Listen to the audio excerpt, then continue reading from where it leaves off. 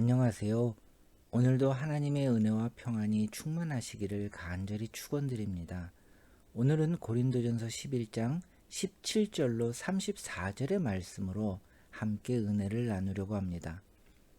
성경에서 땅의 흙먼지는 아무 의미 없고 무가치한 것을 상징합니다. 그런데 하나님은 그 무가치한 땅의 흙먼지로 하나님의 형상을 좇아 사람을 창조하셨습니다. 그뿐 아니라 아주 특별한 존재로 세우셨습니다. 사람이 얼마나 특별한 존재인지 시편 8편 4절로 6절은 이렇게 말씀하고 있습니다. 사람이 무엇이기에 주께서 그를 생각하시며 인자가 무엇이기에 주께서 그를 돌보시나이까. 그를 하나님보다 조금 못하게 하시고 영화와 존귀로 관을 씌우셨나이다. 주의 손으로 만드신 것을 다스리게 하시고 만물을 그의 발 아래 두셨으니 라고 말씀하고 있습니다. 그런데 사람은 이 모든 것을 버렸습니다. 자기중심적인 눈으로 하나님의 말씀을 판단하고 자신의 욕망을 만족하기 위한 선택을 했습니다. 하나님을 버리고 사탄의 거짓을 쫓았습니다. 하지만 하나님은 자신의 자녀인 사람을 포기하지 않으셨습니다. 그리고 자신의 자녀를 되찾기 위해서 하나님은 자기의 생명조차도 아끼지 않으셨습니다. 하나님은 시편 2편 7편에서 이렇게 말씀하십니다. 내가 여호와의 명령을 전하노라. 여호와께서 내게 이르시되 너는 내 아들이라. 오늘 내가 너를 낳았도다 말씀하십니다. 사람이 다시 하나님의 자녀가 되게 하기 위해서 하나님이 겪으신 출산의 고통은 예수 그리스도의 십자가 고통이었습니다. 이 세상에서 사람이 만들어낸 가장 고통스럽고 잔인한 죽음에 하나님은 자신의 독생자를 내어주셨습니다. 그리고 모든 사람이 다시 한번 하나님의 자녀가 될 수 있는 구원의 문을 열어주셨습니다. 성찬은 하나님께서 예수 그리스도를 통해서 우리에게 이루신 이 일을 고백하는 것입니다. 그리고 우리가 예수 그리스도의 피로 산 하나님의 자녀임을 고백하고 선포하는 것입니다.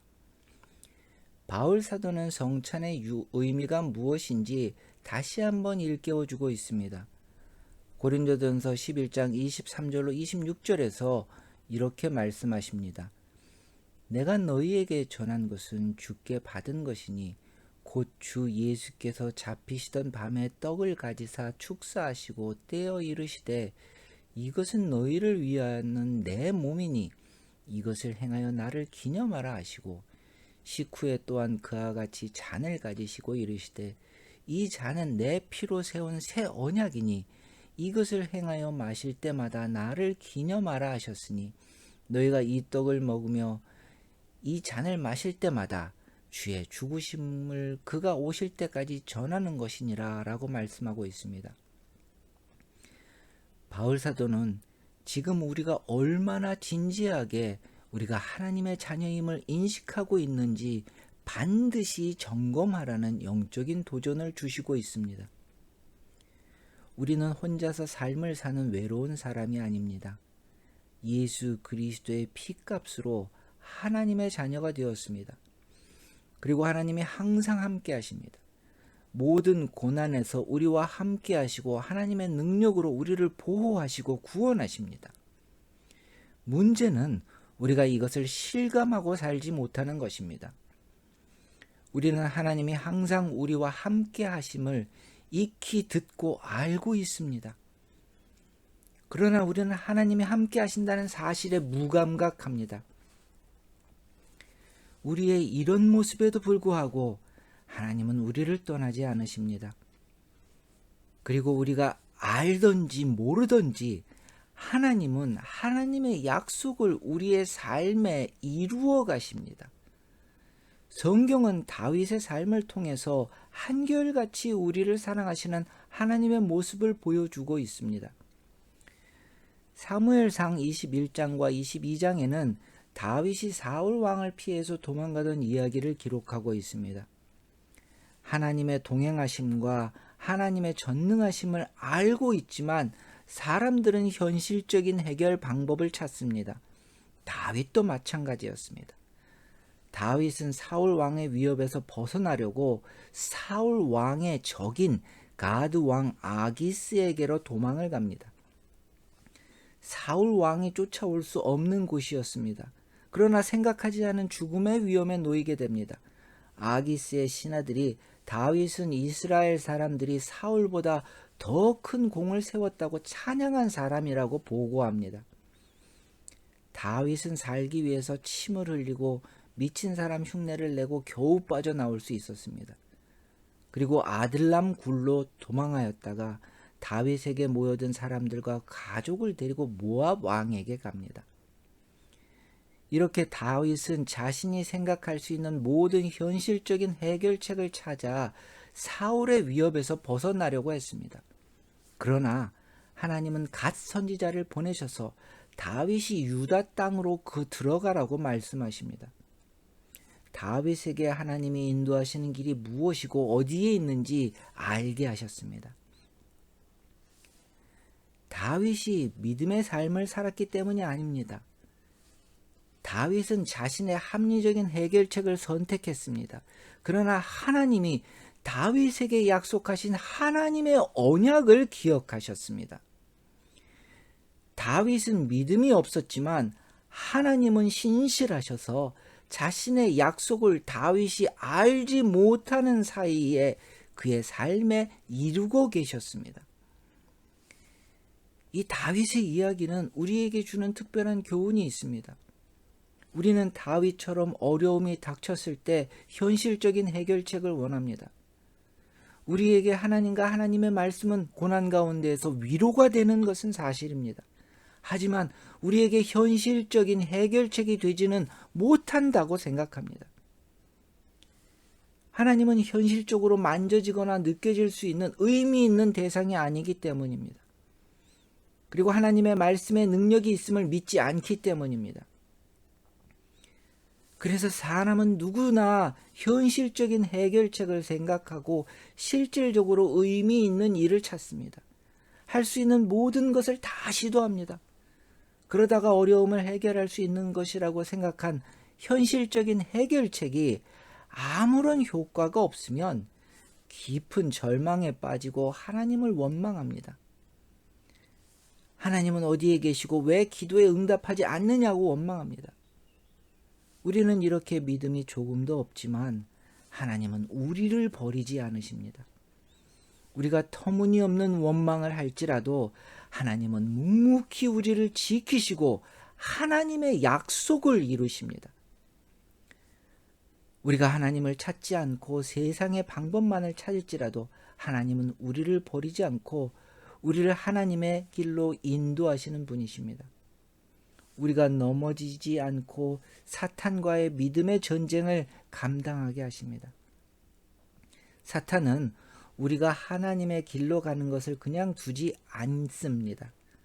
사탄은 할 수만 있다면 우리가 하나님의 은혜의 손길을 떠나게 하려고 합니다. 사탄은 말씀이 아니라 세상의 방법을 찾으라고 유혹합니다. 어렵고 힘든 믿음의 길이 아니라 쉬운 길을 가라고 유혹합니다. 합리적인 것을 선택하라고 유혹합니다. 그리고 하나님을 정말 의지해도 되는지 의심하고 하나님을 시험하게 합니다. 이런 영적인 전쟁이 결코 감당하기 쉬운 일은 아닙니다. 우리는 세상의 삶에 너무나 익숙하기 때문입니다. 그래서 이성적이고 지성적인 신앙이라는 이름 아래 하나님보다는 현실적인 대안을 먼저 찾기 때문입니다. 그러나 하나님은 이렇게 믿음이 없고 어리석은 우리를 지키시려고 예수 그리스도가 십자가에 달리시는 아픔을 감수하셨습니다. 그리고 그리스도의 피로 우리가 하나님의 언약에 속한 자녀가 되게 하셨습니다. 예수 그리스도의 피 때문에 누구도 우리를 하나님의 언약에서 떼어낼 수 없게 하셨습니다. 예수 그리스도의 피 때문에 믿음이 없음에도 불구하고 하나님은 약속하신 말씀대로 우리에게 이루십니다. 우리의 삶이 하나님의 언약과 성취를 체험하는 현장이 되게 하십니다. 그런데 왜 내 삶은 좋아지는 것이 없을까? 나도 남들이 부러워하는 삶을 살고 싶은데 왜 나는 이렇게 살까? 생각하는 분이 있을 것입니다. 그런데 우리가 기억해야 되는 것이 있습니다. 예수님도 이름 없는 목수의 아들로 태어나서 목수의 아들로 사셨습니다. 그러나 예수님은 투박한 토기에 하나님의 거룩함과 권능을 담으셨습니다. 우리의 삶이 도자기처럼 주목받고 화려하지 않을 수 있습니다. 토기 같은 보잘것없는 것이 슬플 수도 있습니다. 그러나 우리에게 하나님이 계십니다. 보잘것없는 토기에 가장 영광된 하나님이 우리의 삶에 계십니다. 그래서 세상은 결코 가질 수 없고 흉내낼 수 없는 삶을 살게 하십니다. 무엇보다도 하나님이 기뻐하시는 하나님의 영광이 되게 하십니다. 성찬은 하나님께서 예수 그리스도를 통해서 이루신 일을 기억하고 예수 그리스도의 피로 언약의 백성이 되었음을 선포하는 것입니다. 사랑하는 형제 자매 여러분, 이제 성찬의 자리가 소중한 자리가 되시기를 간절히 권면드립니다.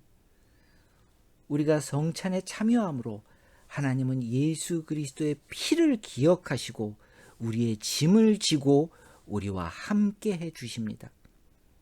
예수 그리스도의 피 때문에 우리가 알지 못하지만 하나님은 지금도 하나님의 약속하신 일을 우리의 삶에서 이루고 계십니다. 그리고 우리가 상상하지도 못하는 하나님과 동행하는 삶이 우리에게 있게 하십니다. 하나님이 우리의 영원한 아버지가 되어 주셨기 때문입니다. 오늘도 우리와 함께 하시는 아버지 하나님의 은혜가 여러분을 위로하고 하나님의 능력의 손길이 여러분을 붙드시는 하루가 되시기를 간절히 축원드립니다. 다 같이 기도하시겠습니다. 하나님, 저희들 이 시간 아버지 앞에 머리를 숙입니다.